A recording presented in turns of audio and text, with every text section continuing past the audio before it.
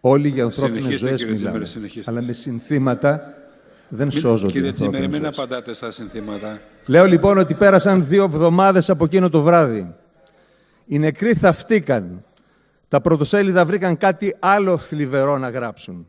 Άλλωστε, η κυβέρνησή σας δεν παράγει άλλο είδος ειδήσεων. Αρχίζουμε να το ξεχνάμε κι αυτό, μολονότι ακόμα προστίθενται νεκροί. Αλλά όσο περισσότεροι θάνατοι, τόσο πάβουν να είναι τραγωδία και γίνονται στατιστικοί. Έτσι δεν έλεγε ο πνευματικός σας πατέρας? Αυτή όμως η συνεδρίαση έπρεπε να γίνει με 24 φέρετρα παρατεταγμένα και τους συγγενείς μαυροφορεμένους στα πρώτα έδρανα και να είναι όλο το πολιτικό σύστημα στο εδόλιο. Και δημόσιοι κατήγοροι να είναι τα παιδιά τους που τα αφήσατε ορφανά. Ο Γιώργος Μακαρούνας, ο τραγικός οδηγός, που βλέποντας τα νερά να τον καταπίνουν, έλεγε στο τηλέφωνο «Μάνα, φοβάμαι, πνιγόμαστε», άφησε πίσω του ένα παιδί στην ηλικία του γιού μου. Θα ρωτάει κάθε μέρα πότε θα έρθει ο μπαμπάς μου. Και κανένας δεν θα μπορεί να το απαντήσει. Δεν θα μπορεί να ρωτήσει τώρα ποιοι σκότωσαν τον μπαμπά μου. Θα το κάνει όταν μεγαλώσει. Σε μια εποχή που θέλω να πιστεύω ότι η πολιτική θα έχει σταματήσει να σκοτώνει ανθρώπους. Για αυτή την εποχή αγωνίζομαι. Αλλά νιώθω την υποχρέωση να του δώσω την απάντηση τώρα. Λοιπόν, καλό μου παιδί, δολοφόνος του πατέρα σου είναι η διαχρονική, διακομματική συμμορία που σου έχει συστηθεί ως πολιτικό προσωπικό. Ο δολοφόνος του πατέρα σου ονομάζεται πελατειακό κομματικό κράτος. Αυτό που υπηρέτησαν και εξακολουθούν να υπηρετούν με ζήλο και οι κοκκινόμαυροι και οι πρασινομπλέ. Αυτό που αγοράζει ψήφους πουλώντας παρανομία και πολύ συχνά πουλώντας θάνατο. Αυτός είναι ο υπέτειος στο σύνολό του. Όμως άλλο υπέτειος και άλλο υπεύθυνος. Υπεύθυνος σήμερα είναι αυτός που έχει την εξουσία σήμερα. Δεν βρίσκεστε στις πρώτες μέρες της εξουσίας σας, ούτε στους πρώτους μήνες. Στον 4ο χρόνο εξουσίας μπήκατε ως περιφέρεια και θα μπείτε και ως κυβέρνηση σε λίγο. Για να διορθώσετε τα κακώς κείμενα ζητήσατε την ψήφο του πολίτη. Όχι για να παίρνετε τις μισθάρες σας. Και τι κάνατε? Απολύτως τίποτε. Να το ξεκαθαρίσουμε λοιπόν. Ο υπεύθυνος σε περιφερειακό επίπεδο για τους νεκρούς στη Μάνδρα λέγεται Δούρου. Και ο υπεύθυνος σε κρατικό επίπεδο λέγεται Τσίπρας. Αυτοί οι δύο διαπράξεων ή παραλήψεων σκότωσαν 24 ανθρώπους. Τέλος. Και ελπίζω η δικαιοσύνη στην οποία μηνύσατε τον εαυτό σας να σας το πει με το δικό της τρόπο. Ας δούμε όμως και τον υπέτειο, το πελατειακό κράτος, μπας και σώσουμε τους πληγμένους της επόμενης πλημμύρας. Το πελατειακό κράτος έχει πολλά ιδεχθή χαρακτηριστικά. Ένα από αυτά είναι ότι δεν ασχολείται με το μέλλον, με αυτό δηλαδή που θα έπρεπε να είναι το κύριο μέλημα μιας οργανωμένης κοινωνίας. Όταν λοιπόν μετά το Δεύτερο Παγκόσμιο Πόλεμο και τον εμφύλιο ένα γιγάντιο ρεύμα εσωτερικής μετανάστευσης κινήθηκε προς τα αστικά κέντρα και την περιφέρειά τους, το κράτος δεν δημιούργησε νέες οικιστικές περιοχές με τα έργα υποδομής, τις καθορισμένες χρήσεις γης και τη δυνατότητα να χτίσει κάποιος νόμιμα και με ασφάλεια επεκτείνοντας τον αστικό ιστό. Υπήρχε και τότε, όπως υπάρχει και σήμερα, μια στρεβλή αντίληψη για την προστασία του περιβάλλοντος. Δεν το αγγίζουμε. Ενώ, όπως έχω πει πολλές φορές από αυτό το βήμα, κάθε ανθρώπινη δραστηριότητα συνιστά αυτομάτως επέμβαση στο περιβάλλον. Και πρέπει με ρεαλιστική αντίληψη να ορίζουμε τους όρους αυτής της επέμβασης. Γιατί αν δεν το κάνουμε, το περιβάλλον θα κατακριοργηθεί χωρίς κανέναν όρο. Οι άνθρωποι λοιπόν που συνέρευσαν στις πόλεις έκτιζαν όπου έβρισκαν, φυσικά και πάνω σε ποτάμια ηρέματα. Ολόκληρο το πολιτικό σύστημα, δεξιό και αριστερό, προτιμούσε να παρατηρεί ακίνητο την καταστροφή και μετά να μυρολογεί στα χαλάσματα ή να νομοθετεί εκ των υστέρων και όπως. Το έκανε αυτό μόνο λόγω ανικανότητας? Όχι βέβαια. Ανακάλυψε ότι το αυθαιρετήν είναι μια πολύ μεγάλη μπίζνα που φέρνει στους επιτίδιους και ψήφους και κέρδη και ξεκίνησε η λογική των τακτοποιήσεων. Κανένας δεν μένει παραπονεμένος. Και το κράτος που εισπράττει πρόστιμα και οι ιδιοκτήτες των αυθαιρέτων που απέκτησαν ένα περιουσιακό στοιχείο φθηνότερα παρά μέσω της νόμιμης οδού και η κάθε λογής κρατική λειτουργεί σε δασαρχεία και πολεοδομίες που έγιναν πάμπλουτοι, βεβαιώνοντας ψευδώς ότι το ρέμα δεν ήταν ρέμα και το δάσος δεν ήταν δάσος. Είναι τέτοιος ο βαθμός της διαφθοράς και της συνενοχής πολιτικών, τοπικών αρχόντων, δημόσιων λειτουργών και καταπατητών, ώστε πλέον ολόκληρες περιοχές μέσα σε ρέματα είναι ενταγμένες νόμιμα στο σχέδιο πόλης και ο ανυποψίαστος αγοραστής ή ενοικιαστής που δεν συμμετείχε ούτε κατελάχιστον στην αρχική ρεμούλα, χτίζει ή μένει εμπιστευόμενος στις διαβεβαιώσεις της πολιτείας, μέχρι που ένας χήμαρος λάσπης μπαίνει στο σπίτι του και τον πνίγει. Η πρώτη σοβαρή προσπάθεια να μπει τάξη στο θέμα έγινε επί Τρίτσι. Οι παλιότεροι θα θυμούνται το σλόγγαν «Αν το δηλώσεις, μπορείς να το σώσεις». Ορθώς κατά την άποψή μου, διότι ήταν αδύνατο να καταδαφιστούν δεκάδες χιλιάδες σπίτια, ολόκληροι συνοικισμοί που προέκυψαν από το 1923 και μετά, σε καθεστώς, όπως είπαμε, πλήρους ανυπαρξίας χωροταξικού σχεδιασμού. Φυσικά, από την νομιμοποίηση εξαιρούνταν τα χτισμένα στα ρέματα. Έπρεπε όμως να μπει και ένα τέλος στην αυθαιρεσία, ως εδώ και μη παρέκει. Και αυτό ακριβώς προέβλεπε ο νόμος Τρίτσι.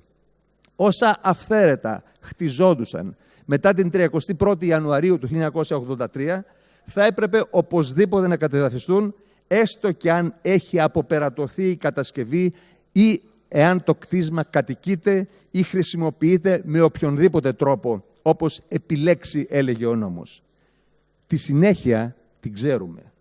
Νέα κύματα αυθαίρετων οικιστών, νέες νομιμοποιήσεις, νέες ψευδείς βεβαιώσεις, νέο ζεστό χρήμα στην τσέπη πολιτικών, κομμάτων και κρατικών λειτουργών. Στα παλιά τους τα παπούτσια το περιβάλλον. Στα παλιά τους τα παπούτσια οι ζωές των ανθρώπων. Το παραδάκι να πέφτει και όλα τα βολεύουμε. Και φυσικά νέα ασυδοσία των καταπατητών. Διότι όταν δεν υπάρχει τιμωρία και το έγκλημα συμφέρει, αρκετοί θα το προτιμήσουν. Αλλά και νέες ευκαιρίες για σόου, λαϊκισμού, πολιτικών και δημοσιογράφων. Αυτοί που σήμερα οδύρονται για τις χαμένες ζωές και τις κατεστραμμένες περιουσίες, τσίριζαν και χτυπιόντουσαν για το σπίτι του Κοσμάκη και το ανάλγητο κράτος τις ελάχιστες φορές που μία μπουλντόζα πήγαινε να γκρεμίσει ένα αυθαίρετο που είχε κριθεί τελεσίδικα κατεδαφιστέο. Δεν θα αναφερθώ στο πόσες φορές συνέβη αυτό τα 35 σχεδόν χρόνια που μεσολάβησαν από τον νόμο Τρίτσι, γιατί θα έπρεπε να μιλάω ώρες.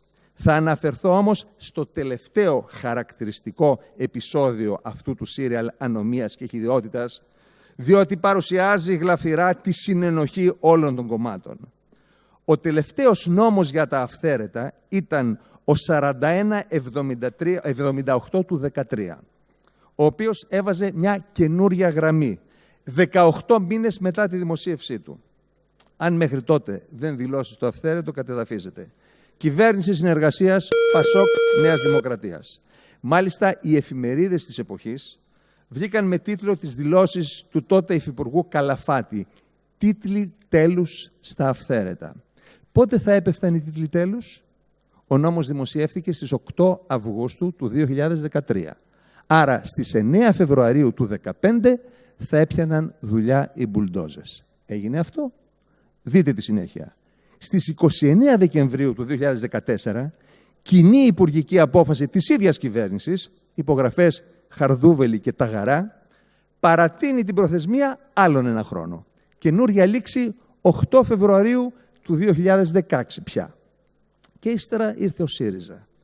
Και πλέον πέφτουν οι παρατάσεις σαν το χαλάζι, με υπογραφές Σταθάκη, Τσακαλώτου, Σκουρλέτη και Τσιρόνι. Τους γνωρίζετε, υποθέτω.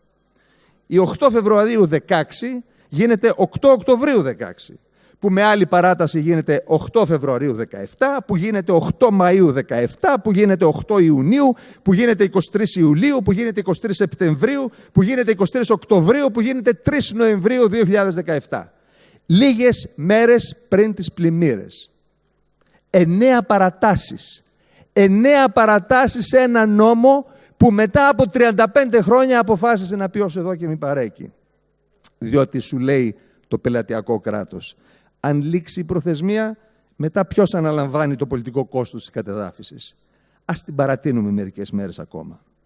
Το μόνο που δεν κάνατε είναι να πέσετε στα γόνατα και να παρακαλάτε τους αυθαίρετους.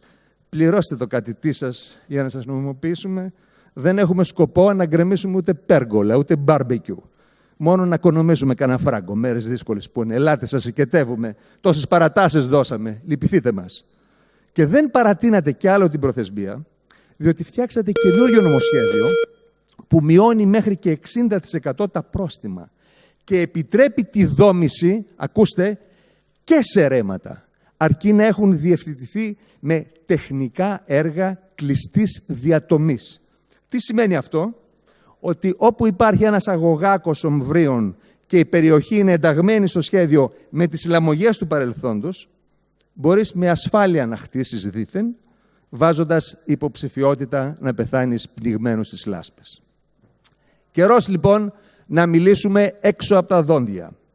Πρώτον, κανένα αντιπλημμυρικό έργο με αγωγούς διατομής μέχρι 4 το πολυμέτρα δεν μπορεί να παροχετεύσει ένα ποτάμι πλάτους 30 μέτρων και βάθους 2 σαν αυτό που χτύπησε τη Μάνδρα. Δεύτερον, ακόμα και αν υπήρχε τεχνικός τρόπος, παραδείγματος χάρη να φτιάξεις μια υπόγεια κήτη ποταμού που να βγαίνει στη θάλασσα, κάτι σαν τον Κηφισό ας πούμε, θα κόστιζε απίστευτα λεφτά και δεν έχει καμιά υποχρέωση ο φορολογούμενος να πληρώνει χρυσάφι το αυθαίρετο που χτίστηκε μέσα στο ρέμα και το νομιμοποίησε η λαμογειακή συμμορία δημοσίου ιδιωτών. Τρίτον, ο χήμαρος φρενάρεται στο βουνό με κλαδοπλέγματα, με κορμοδέματα, με δεξαμενές συγκράτησης φερτών υλικών, με αναδασώσεις, έργα όμως που δεν φαίνονται, δεν είναι βιτρινάτα και γι' αυτό κανένας δεν εγκρίνει πιστώσεις. Τέταρτον, ο μόνος τρόπος να απελευθερωθούν οι μπαζωμένες κήτες των χυμάρων είναι να τις ξεμπαζώσεις. Στα όρια που είχαν πριν την επέλαση του τσιμέντου, κατεδαφίζοντας όλα τα αυθαίρετα που χτίστηκαν εκεί. Και μάλιστα είναι πολύ εύκολο να βρεις τον αρχικό φταίχτη. Ελέγχεις τους τίτλους ιδιοκτησίας, μερικά ή έστω πολλά χρονάκια πίσω, και βλέπεις πώς νομιμοποιήθηκε το αυθαίρετο και ποιος διαβεβαίωσε ότι δεν βρίσκεται σε κήτη χυμάρου. Θυμίζω ότι όλοι οι ψηφοθυρικοί νόμοι που νομιμοποιούσαν αυθαίρετα εξαιρούσαν όσα χτίστηκαν σε χυμάρους. Επομένως, για να νομιμοποιηθούν, κάποιος με ονοματεπώνυμο διαβεβαίωσε ψευδώς ότι δεν ανήκουν σε αυτή την κατηγορία. Μετά ανοίγεις τους λογαριασμούς του και βλέπεις πόσα πήρε για να το κάνει αυτό. Και τον στέλνει στον εισαγγελέα μαζί με τον αρχικό αυθαίρετο οικιστή, αν ζουν και αν δεν έχει παραγραφεί το έγκλημα. Ή τουλάχιστον δημοσιοποιείς τα ονόματα για να ξέρουμε ποιοι οδήγησαν στο θάνατο 24 ανθρώπους τώρα, αλλά και 40 ανθρώπους το 61, 40 το 77, 9 το 94, 2 το 96 και μια κοπέλα το 13 στη γειτονιά μου στο Χαλάνδρη. Διότι ο χήμαρος δεν φουσκώνει κάθε χρόνο, αλλά όταν φουσκώσει σκοτώνει. Και αυτό το κάνεις σε όλα τα μπαζωμένα ρέματα όλης της χώρας. Με αποζημιώσεις στους ιδιοκτήτες αν ήταν ανυποψίαστοι αγοραστές και χωρίς αποζημίωση αν ήταν αυτοί οι πρώτοι αυθαίρετοι. Ενώ τα κτίσματα που βρίσκονται δεξιά και αριστερά τα χαρακτηρίζεις ως κινδυνεύοντα δυνητικός από πλημμύρα και απαγορεύεις να έχουν κατοικήσιμα υπόγεια. Έτσι διορθώνεται το περιβαλλοντικό έγκλημα ανίκανες, ανεύθυνες, εγκληματικές ηγεσίες όλων των κομμάτων. Όμως δεν θα το κάνετε. Θα ρίξετε μερικά κροκοδίλια δάκρυα μπροστά στις κάμερες, θα βγάλετε κανένα δυο μελιστάλαχτες ανακοινώσεις για τους πληγέντες, θα το παίξετε θεούσες και μπομπομάστορες, θα ξαναγυρίσετε στη λαμογιά των επόμενων παρανομιών σας και στην ανοχή του φουσκώματος των λογαριασμών των ημετέρων σας από το λάδωμα. Σε μερικές μέρες θα ξεχαστεί και αυτό, μέχρι η φύση να μας ξαναθυμίσει ότι είναι πιο δυνατή από τις κομπίνες σας και να ξαναορφανέψουν παιδάκια, επειδή ο μπαμπάς τους βρέθηκε κατά τύχη να οδηγεί στο σημείο που εσείς στήσατε παζάρι ψήφων. Αλλά και εσείς αγανακτισμένοι κάτοικοι, μην αγανακτείτε καθόλου. Αυτούς ψηφίζατε και συνεχίζετε να τους ψηφίζατε. Θα ψηφίζατε ένα κόμμα σαν τη Δημιουργία Ξανά που σας λέει ευθέως ότι οι χήμαροι θα πρέπει να ξαναγίνουν χήμαροι? Όχι βέβαια. Τι φασιστικό που είναι αυτό, Σας βολεύει να πιστεύετε ότι η καταστροφή οφείλεται στα βουλωμένα φρεάτια και στα έργα αντιπλημμυρικής θωράκισης. Άκου θωράκισης, τι ωραία που ακούγεται αυτό, που σας πουλάνε όλοι οι πολιτικάντιδες, πρώην και νυν, τα οποία, βρε αδερφέ, στο τσάφι ήταν να ξεκινήσουν, αλλά να με αυτή την κακούργα, τη γραφειοκρατία δεν προκάναμε. Λες και η γραφειοκρατία, η διάχυση ευθυνών και οι 500 εμπλεκόμενοι δημόσιοι φορείς ή ο νόμος περί χρησικτησίας, αυτή η παγκόσμια διακομματική λαμογειακή πατέντα που ισχύει ακόμα, προέκυψαν μαγικά. Και δεν ήταν και αυτό δικό τους έργο. Των πρασινομπλέ που το έστησαν και των μαυροκόκκινων που το διατηρούν και το επεκτείνουν. Ας είναι η θυσία αυτών των ανθρώπων το σημείο καμπής για να αλλάξουμε όλοι μας νοοτροπία, συμπεριφορά, αντίληψη για τη διαχείριση του δημόσιου χώρου και για τον ρόλο του πολιτικού και της πολιτικής σε αυτή τη χώρα. Πολιτική δεν είναι να συνομωτείς με τους πολίτες εις βάρος τους, αλλά να πηγαίνεις κόντρα στα κοντόφθαλμα συμφέροντα των λίγων για να προστατέψεις τη ζωή και το μέλλον των πολλών. Για να μην ορφανέψουν άλλα παιδιά και για να μην σβήσει η προοπτική μας ως έθνος. Κλείνω σημειώνοντας ότι για τη σημερινή διοίκηση της Περιφέρειας Αττικής δεν αισθάνομαι ούτε αγανάκτηση ούτε οργή. Μόνο ήκτο και απορία για το πόσο χαμηλά μπορούν να πέσουν κάποιοι που ισχυρίζονται ότι ανήκουν στο ανθρώπινο είδος, για το πόσο μεγάλο έλλειμμα ευθύνης, συνέπειας και τσίπας μπορούν να έχουν όντα που μέχρι πριν από λίγο ανέμιζαν τη σημαία της ηθικής υπεροχής. Όλη η χώρα στα χέρια σας έχει χτυπηθεί από ένα λασπωμένο τσουνάμι ανικανότητας, χυδαιότητας και θράσους. Αν τελικά επιζήσουμε, ελπίζω τουλάχιστον ο πολίτης να μάθει να το διακρίνει και να μην ξαναψηφίσει ξεδιάντροπους καταπατητές της ηθικής με μπαζωμένες συνειδήσεις.